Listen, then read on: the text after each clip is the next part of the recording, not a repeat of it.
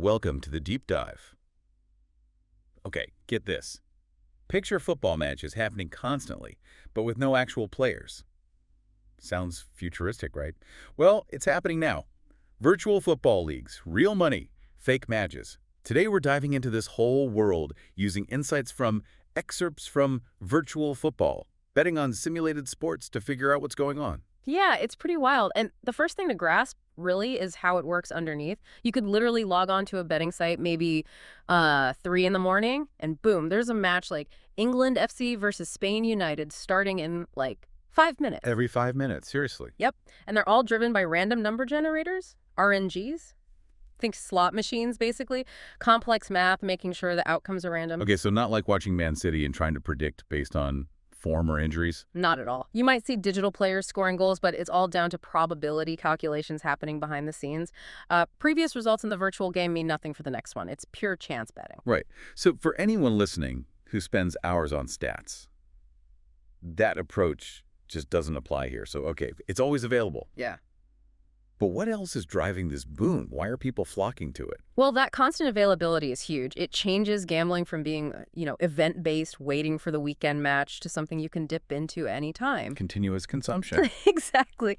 Creates this constant loop of engagement. And for the betting companies, the operators, it's a game changer for them too, as the source points out. Yeah, the casino side, they control everything, right? The schedule, the game itself. And the source mentions no real-world headaches. Like no match-fixing scandals, no bad weather stopping play. Sounds like frictionless profit. Absolutely frictionless. And it's not just avoiding those external things. Think about the overheads they ditch. No need for scouts, no Right. tracking player injuries, no analyzing team form, no dealing with real-world drama.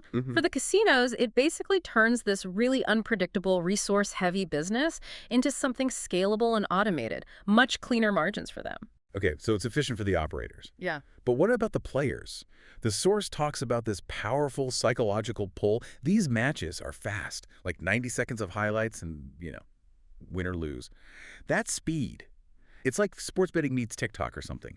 That instant feedback. That's a great way to put it. And that speed is key because, some bettors get drawn in thinking they can find an edge, develop a winning strategy. But the source is really clear on this. Virtual leagues are built for stimulation, not skill. Stimulation, not skill. Yeah, it's about that quick hit, that dopamine rush when you win, which keeps you coming back. It really blurs the line between gambling and gaming.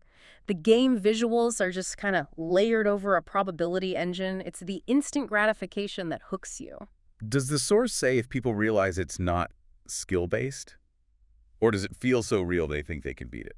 It doesn't detail player perception exactly, but you can see how it happens. The graphics are getting better. It looks like football. So that can definitely create the feeling of a real contest, masking the randomness underneath. And looking ahead, what's next? Oh, expect it to get even more realistic. The source mentions things like AI driving the virtual players, maybe making them seem like they learn or adapt.